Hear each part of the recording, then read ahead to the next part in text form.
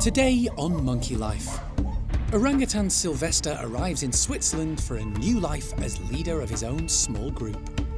He's just been let into his room by himself for a little bit just to get used to the surroundings and chill out. Alison decides to separate mother and son chimps Sasha and Kangoo so they can both have a chance at a fulfilled life within a group. She's not going to allow Kangoo to socialise and be with anybody else. And large insects for the squirrel monkeys, but will they stick at it?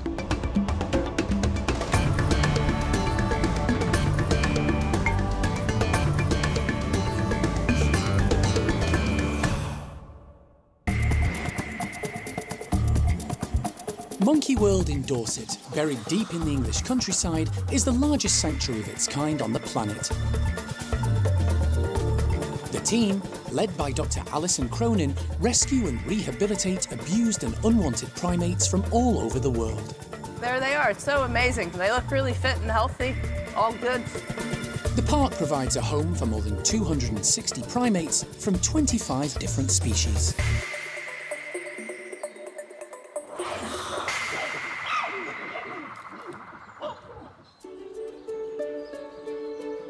The big day has finally arrived. After months of planning and meetings and mountains of paperwork, Orang-utan Silvestre is about to leave for a new life at Basel Zoo in Switzerland.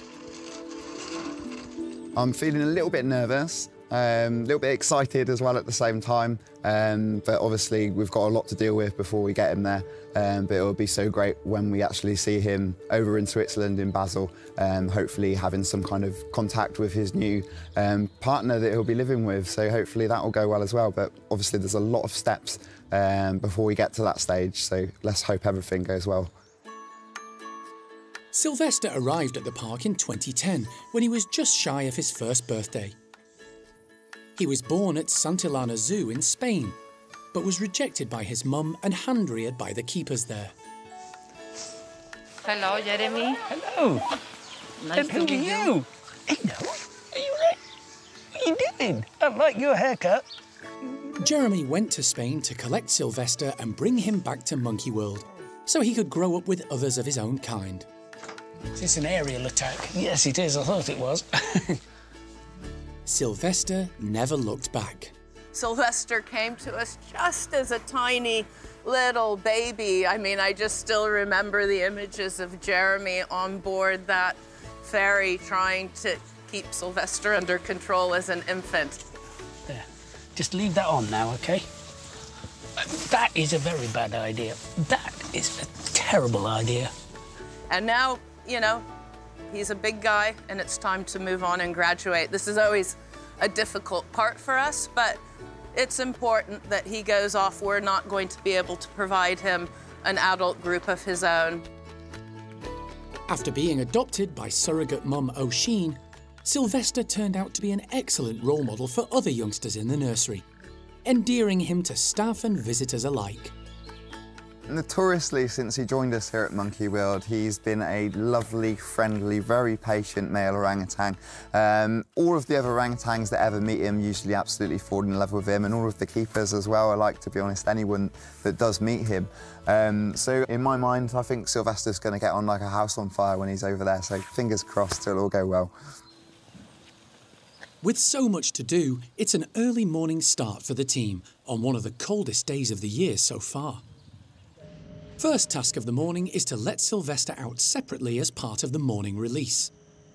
Next, the orangutan team need to encourage him into his travel crate, something they've been training him for some time.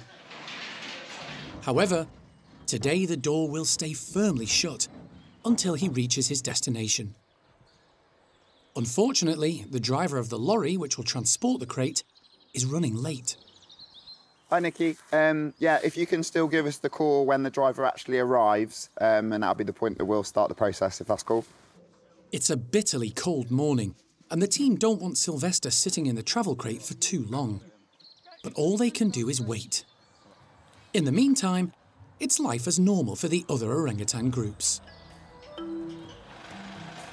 The truck finally arrives an hour behind schedule, and the team spring into action.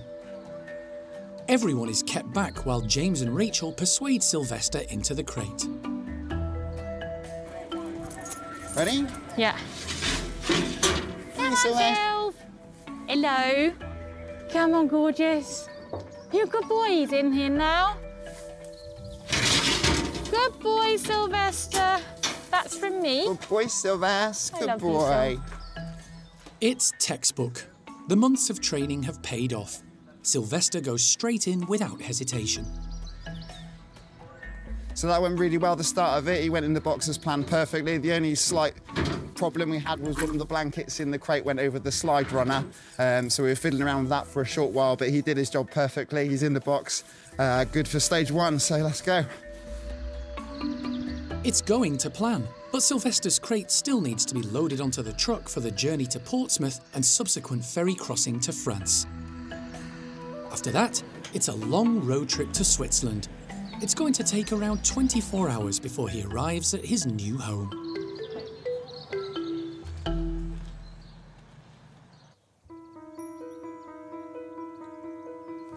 With winter well underway, many of the smaller primates are spending much of their time in their heated houses. Keeping them busy and active in the colder months is always a bit of a challenge for the primate care team, particularly with a group like the squirrel monkeys. Their favourite pastime is hunting insects. It's easy when trees and plants are in flower, attracting bugs the squirrel monkeys love to eat, but more difficult when plants are dormant. Today, the team have received something that should overcome that problem: a donation of stick insects. And Natasha thinks they'll be perfect for the group of 4 squirrel monkeys. Oh, the squirrel monkeys absolutely love their insects. It's a main part of their diet, so we make sure to give some every day, sometimes twice a day if we're feeling generous. The stick insects have been living on prickly brambles, which they eat, making it harder for the squirrel monkeys. Hopefully that'll get them using their brains a little bit. So hopefully they will, maybe think a bit more carefully about getting them. They'll, try and be more careful not to prick themselves on the brambles. Usually they're pretty gung-ho about getting their food. So yeah, maybe this will make them slow down, maybe think about things a bit, because they're very active creatures, the squirrel monkeys. So yeah, we like to make sure that they are using their brains as well as their bodies. The excited group can't wait to get started. They've all been watching us and they're all ready to go. You ready? Hello, squirrels! Lopez is first on the scene, but it's female Lucille who's quickest to react, spotting the camouflaged insects amongst the prickly foliage. She's a common squirrel monkey, one of 3 rescued from squalid conditions at a house in Somerset 5 years ago. Logan is the largest, but surprisingly isn't in charge, content to hang back while the others get stuck in. Lopez is currently the leader and always on the move. He just can't sit still, especially when he sees Lucille tucking in and realises there are live insects on the menu. The final member of the group, and one of the youngest, is black-capped squirrel monkey Nueve. It's 2 weeks since she underwent major surgery to have a large lump removed from her shoulder. She's recovered remarkably well. The wound has healed and fur is growing back. But, importantly, Nueve's mobility hasn't been affected, and she still has a large appetite. Today, the squirrel monkeys haven't been particularly gung-ho in their approach to the insect hunt. It's been a bit more considered than usual. The brambles and the stick insect's ability to stay still makes the hunt much harder for the squirrel monkeys. As the sun comes out, they decide to go outside instead. But the challenging snack will still be there when they come back in.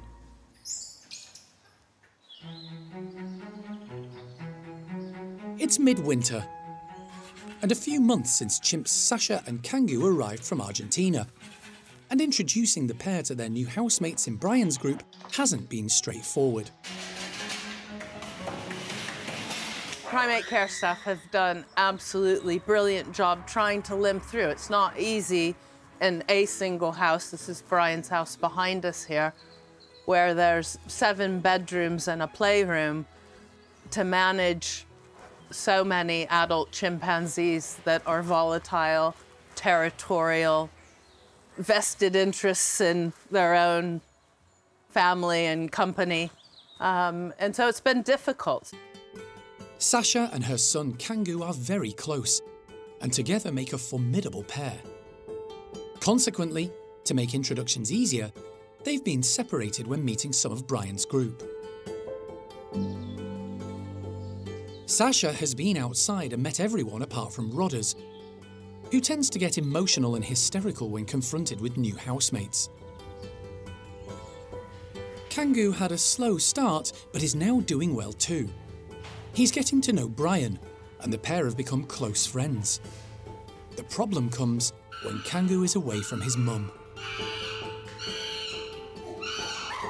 Sasha has, at best, separation anxiety. Actually, at worst, she's not going to allow Kangoo to socialize and be with anybody else. She's happy to be going with all of the others and even going outside, where he's left him behind, sitting staring at his toes. We do the opposite, and she can actually see him playing with Brian and enjoying. She goes into complete meltdown, screaming as if she's being hurt, slapping herself, just losing the plot. And of course, when she does that, it necessarily upsets Kangoo. And we finally come to the conclusion that it's not good or healthy for those 2 chimpanzees to continue their life together. As a result, Sasha is going to move to Bart's group.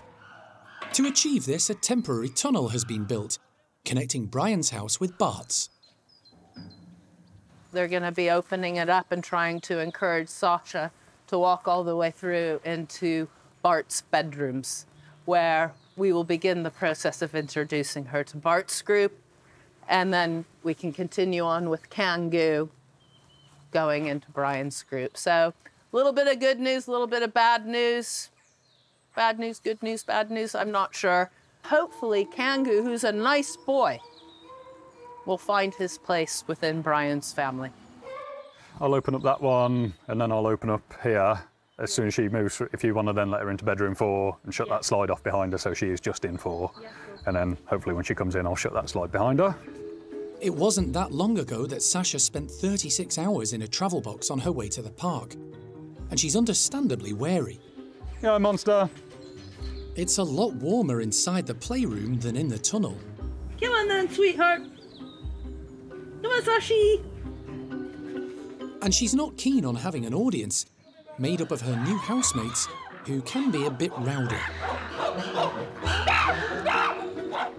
In fact, no amount of encouragement is going to persuade Sasha through the tunnel today. Sasha! Sasha, what's this? As the snow starts to fall, Sean decides enough is enough. Yeah, me and Jeremy are frozen now, so we'd kind of give it a rest and start again fresh in the morning. Yeah, we're in no great rush, you know, we've got all the time in the world. Even if it's a week down the line and she's still not moving, yeah, it's not the end of the world, we'll get there in the end. And they do. After 4 days of trying, Sasha is persuaded through the tunnel. She's now in the bedrooms in Bart's house, waiting for the team to decide on a good time to begin introductions to her new group. But for now, they're concentrating all their efforts on Kangoo, and finally introducing him to everyone at Brian's in a more settled environment.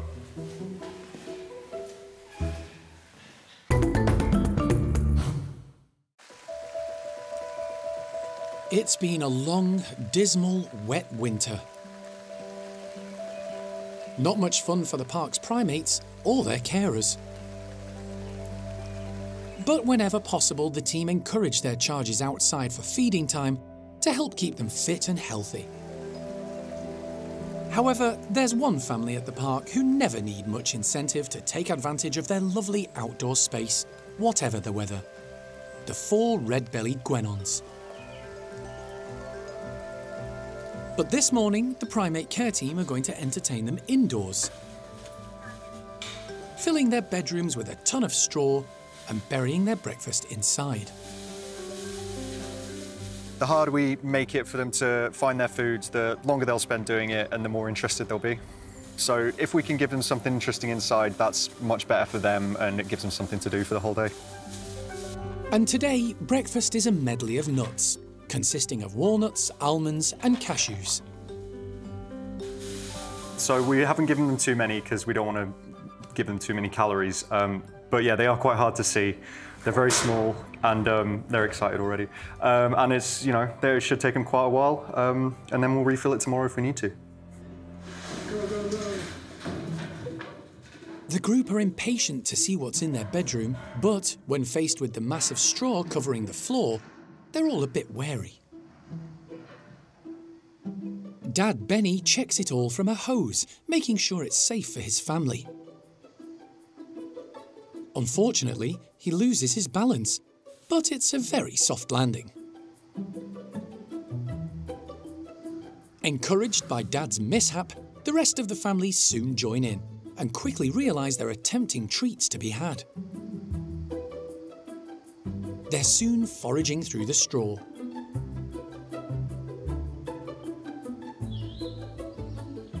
The two young sisters, Biff and Nala, are growing up fast, and it's created quite a problem for the primate care staff. Yeah, they're getting quite difficult to tell apart now. Nala and Biff have almost caught up with Nia in terms of size.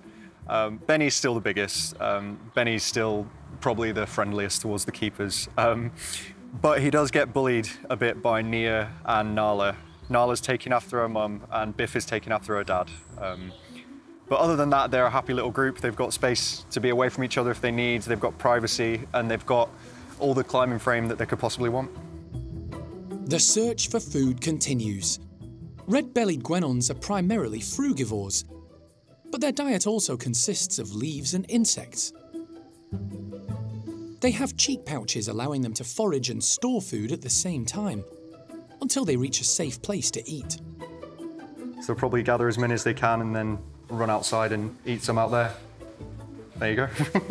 And this family's safe place is up high in the trees and platforms of the outdoor enclosure. The primate care staff will keep reusing the straw for the next few days, giving the guenons plenty of food for thought.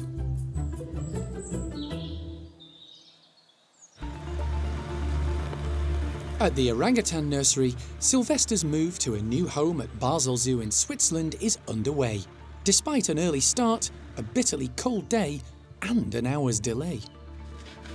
I'll stick that on later. That needs cake. You're not going to be able to stick it on the table in this cold. Cheers. Sylvester has a long journey ahead of him, but he'll have a familiar face to share it with.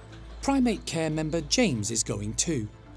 They'll be travelling across land and sea to the French-Swiss border, then motoring on to their destination. Little boy, you got your blanket on? He's a good lad. The journey will take around 24 hours. It went really smoothly this morning. We had a few issues with the blanket stuck in the slide, but we managed to get that sorted to get the door down, and now he's all secure. He's got a lovely lot of blankets in there for nesting, and hopefully once he's calmed down inside the van, he should have a good journey. You're all right, buddy. You're all right, Sylvester. Sylvester. Hey, hey, hey. Hey, it's all right. It's all right. I know it's scary. You'll be okay. To make Sylvester as comfortable as possible in his travel crate, the team are putting a secure window at the front so he can see what's going on. You got it? But the noise and movement have made Sylvester agitated. All right, you good boy. Yes, you are. Yes, you are. Yep, good, good, good. Rachel does her best to keep him calm. He has plenty of blankets to keep him warm, and James will make sure he's hydrated and fed throughout the trip. The large travel crate is loaded onto the back of the truck and secured for the long journey ahead. Despite the earlier delay, the move is back on schedule. Long journey ahead, crate stand, got in there well. In the lorry, a little bit of stress getting him in there, but all fine now, so hopefully he'll quieten down. And we've got to get on our way now and try and get the journey done as fast as we can for him. So fingers crossed he'll chill out and all be good. With that, Sylvester leaves Monkey World for a new home in Switzerland. But life for the orangutan team carries on. They have 4 others remaining in the group, probably wondering what's happening. Orangutans do bounce back from difficult situations. It will be very strange for them to start with because they've known Silvestre a long time, and for Oisin, she's known him for the last 12 years like we have.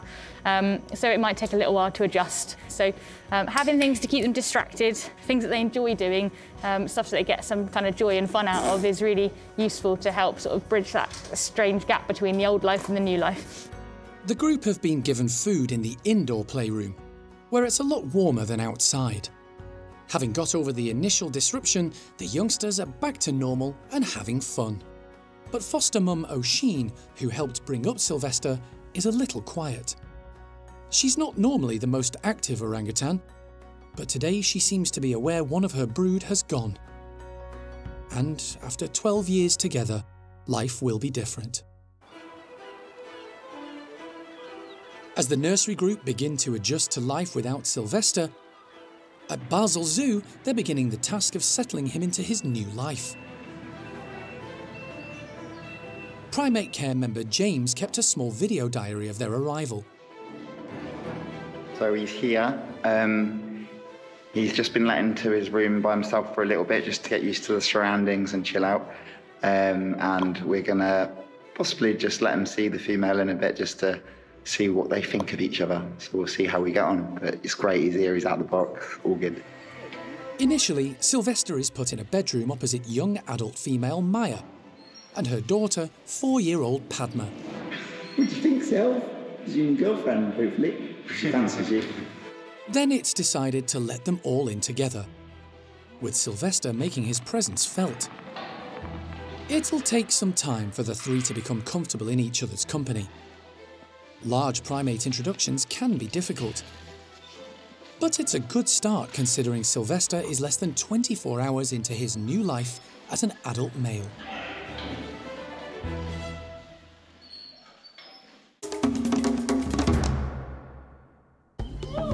Next time on Monkey Life.